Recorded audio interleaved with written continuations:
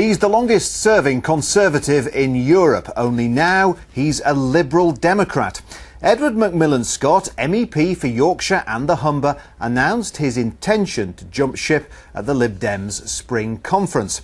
It's a decision which the Tories have been quick to dismiss as irrelevant. They say they'd already expelled him and he was no longer a member of the party.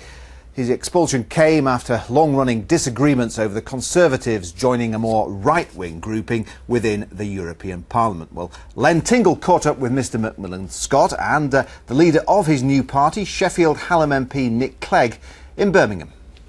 Well, as we've found at all of the spring conferences, there's quite a buzz leading up to the general election, but a bit more of a buzz here in Birmingham with the Liberal Democrats because of, well, really, what's happening here. Nick Clegg standing alongside Edward McMillan-Scott, who defected from the Conservatives this weekend. Nick Clegg, must be quite a coup for you, getting a senior Conservative with just a few weeks to go to the general election. Well, you're right that Edward is a senior Conservative.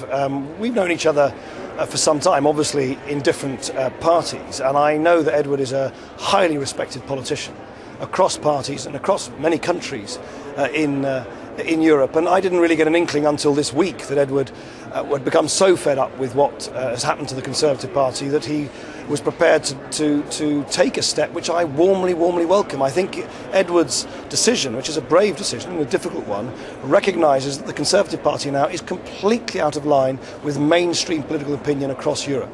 But isn't it a bit of a difficult, Edward McMillan-Scott? I mean, we spoke to the Conservatives about you. You had a big dispute with the Conservative Party that's been running for several months now. William Hague said to us that you had refused to move into a grouping in the European Parliament that they wanted you to move into. Really, you were sacked from the party. So is this a bit of a safe haven for you? Well, I'd like to make a correction to what William said the other day on your programme. He's a grown-up politician and he should not use smears like that. I did join their new group, and I made clear my discomfort of the people in it. And in fact, I was expelled by that group a few weeks later, so William should correct that smear. I did fulfil my election pledges, but it's certainly true that I disliked the new group that they'd formed. I therefore made my protest, and the whip was withdrawn. Then I was expelled from the party without any notification or reason in September, and I'd appealed that decision. And in fact, next Thursday would have been the final hearing. But I take it was withdrawn your appeal then, now that you're in the Liberal Democrat. Isn't there a question of credibility here? If I could put this to both of you, in fact, because just a couple of days ago, presumably officially, had you been asked, you would have said, vote Tory at the general election. What are the voters to believe now that presumably you're saying vote Liberal Democrat? Let me clear that up, Len. No, I think my disenchantment with the way I've been treated, especially since the new year, I wouldn't have said that last week. Indeed, for some time, how I'm treated by the party is one thing, but how the party is dissembling about its own plans for government. A few years ago, William Hague, I was at a meeting, I overheard him saying to a senior Conservative, we can say what we like here, but we'll do what we like in government. That is not the sort of thing one likes to hear from a potential Prime Minister as he then was. Nick Clegg, does this help or hinder your prospects at the general election? Well, of course it helps to have someone of Edward's reputation and experience joining forces with us. But it also helps because it says something very big and very simple about the debate in British politics today. Can you trust David Cameron? Can you trust William Hague?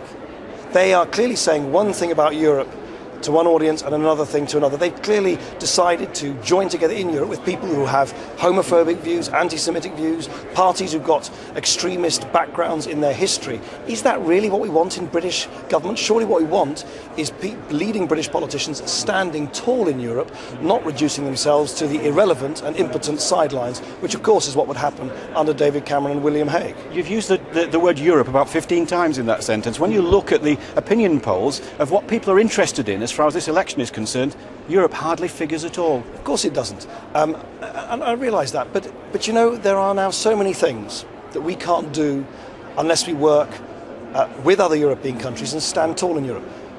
The weather doesn't stop at the cliffs of Dover. Criminal gangs now across Yorkshire and every part of this country now operate as part of international criminal gangs that we need to deal with together. We're never going to make sense of these wretched banks that got us into so much trouble in the first place unless we work with other countries to regulate them. So whether we like it or not, we need to exert British leadership, British ideas, British values and British principles in the heart of Europe. Let me just bring Edward in for a moment here, McMillan-Scott. When you go out on the doorstep, as no doubt you will do with your yellow rosette now, what's the policy that you feel is the Conservative killer policy for the Liberal Democrats that you didn't have when you were on that doorstep as a Conservative candidate? When it comes down to it, Len, it is about Europe. This matters deeply to this nation. And whether it's on farming or industry or the city, influence in Europe does matter now more than ever with the Lisbon Treaty. Just to pretend it hasn't happened, to isolate yourself from Europe, is a crazy idea. The Liberal Democrats have always been internationalists, not nationalists. And that's the difference between them and the Conservatives. Last word for your new party leader, Nick Clegg. As far as you're concerned, it looks as though you've already been on the campaign trail with a dicky throat there. As far as you're concerned, what will be success for you in Yorkshire, Lincolnshire and the North Midlands? 4 seats already? What's your forecast for how many you're going to have at the end of the general election? Well, I think it's always foolish in politics to sort of come up with numbers and pluck numbers out of thin air. But let's remember, the last general election across the United Kingdom, almost 1 in 4 people who voted for the Liberal Democrats. 6 million people. Just imagine what could happen in Yorkshire and the Humber region and across the country if that was 1 in 3. The Lib Dem